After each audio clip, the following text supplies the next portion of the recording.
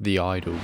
This is an HBO original show created by Sam Levinson and The Weeknd. This show follows Jocelyn, a singer who's having a troubled time after the death of her mother, and she's attempting to get back to being a star. A chance meeting with a nightclub owner called Tedros, who is played by The Weeknd, sparks a strange relationship that essentially brings out the best in Jocelyn, but at what cost? This is probably the most hated show I've ever witnessed, just based on the stuff people say about it on social media and then the reviews I've read, and I think a lot of that hate is just based on Sam Levinson. I kind of discussed it in my episode 1 review for this show. People just hate Sam Levinson, and they hated this show before it was even, out. They hated it whilst it was being made.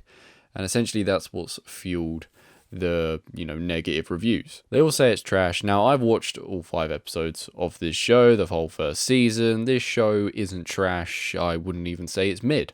I would say this show is good. I found this show to be pretty gripping. I think it was well acted for the most part, and it's really beautifully shot. But this show isn't an easy watch. I can't think of anything I'd want to do less than watch this show with my parents. This show is extremely sexual. It's really the theme of the show. It's kinks and sex and pain, and these are used to essentially bring out the best of the character of Jocelyn. The one dishing all this out is Tedros, played by The Weeknd, and overall I think he's done a solid job here. There are times when it feels a little off. There are times when it maybe comes across like, it's maybe sounds a bit amateurish. No, don't get me wrong, I'm not a fucking actor. I'm not here to shit on people that are trying to make it as an actor.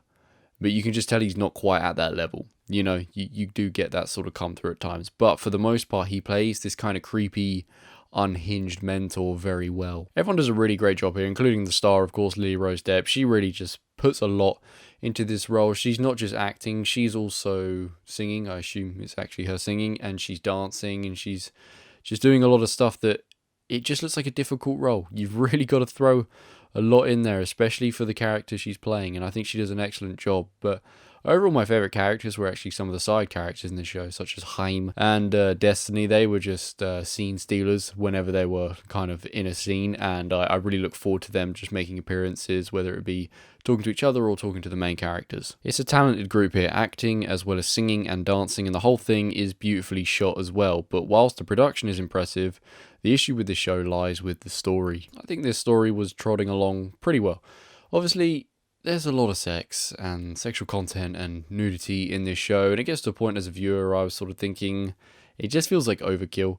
It just feels like you didn't quite need that much. You didn't need so many people just being around naked. You didn't quite need so much sex stuff. I don't think it always needed to be on camera. Do you know what I mean? I get that it's like an important and integral part of the story. I'm not saying it shouldn't be in there at all, or it needs to be like completely taken out and just barely shown, but it just at times felt like overkill. I kind of just wanted to see a little more acting and a little less titties. I get that sex sells for this show, as well as the character of Jocelyn. She's kind of all about sort of selling that idea of sex. And that's in order to make her a star, whatever. It did feel a little bit, OTT overall, but, that's not really the issue here. The issue here is how this show ends. This is a short show, it's only 5 episodes long this season.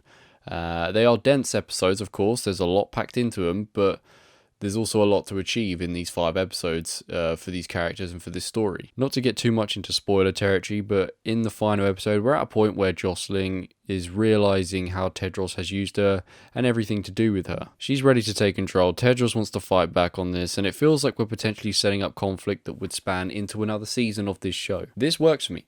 I'm happy with this idea of where it seems like we're heading. It seems like a correct choice.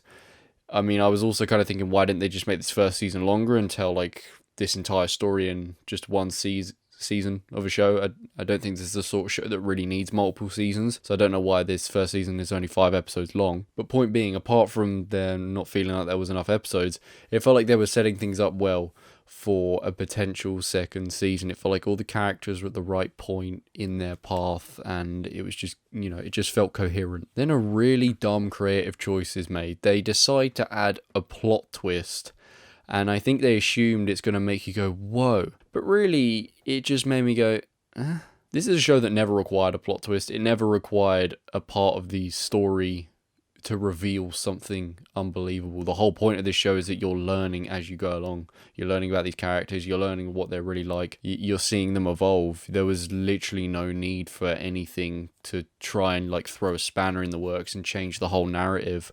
But they did it anyway.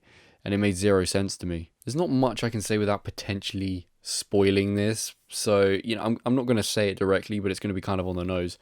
The point being is that essentially a character is revealed to have been playing their own game this whole time, when it seemed like they were someone who was being abused and they were kind of helpless and they were being groomed in a sense. But no, it turns out apparently they've been playing their own game this whole time. And then it's like the how the turntables. So I guess what they're saying is all the emotions that this particular character displayed prior were fake. I watched these last 4 episodes over the past few days. They're very fresh in my mind, and I was trying to connect how this plot twist would make sense. Were there little clues and were there little breadcrumbs? But honestly, I didn't see anything. I don't think anything suggested this ending that they then dropped on us, this plot twist that they then dropped on us. It just seemed completely silly, and I'm just annoyed that they opted to go for this ending, an ending that essentially writes off not just one, but a couple of characters. It essentially discredits everything we've just watched, and it doesn't make sense either. A plot twist is bad enough anyway, even if it does make sense. I just don't really like when a show is dependent, or even for a movie, when a movie or show is dependent on an ending, on a plot twist, because when you weigh everything on that fucking ending, you better hope it lands. But if you're just building a story along and just watching characters like evolve and there's not like a big reveal or something at the end, then it's just like you can just take what you're given and accept it, and you can be like, that was pretty good. When you weigh everything down on some plot twist that really was not essential and does no service, if anything it takes away here, it's just a real bummer. We've essentially spent a season getting to know people, and then they've just thrown a spanner in the works, thrown it under the bus, discredited all, and now it just doesn't really make much sense. Now it just feels like we don't know these characters at all. Outside of the last 10 to 15 minutes of this show, I think it was decent. I understand certain criticism to an extent, but not to the level it's been at. Each episode being rated below a 5, I think is ridiculous. Each episode being rated worse than She-Hulk. This show as a whole being rated worse than She-Hulk. I mean, it's just outrageous. She-Hulk is fucking dreadful. There's nothing about sorry, I'm not on a She-Hulk rant. Point being, the Idol's got a lot of stick, and it doesn't deserve the stick it's getting. I understand people wouldn't be a fan of it for certain reasons. I understand some criticisms maybe, but not to the extent it's reached. The Idol is good. I was really quite up for a second season before the silly plot twist.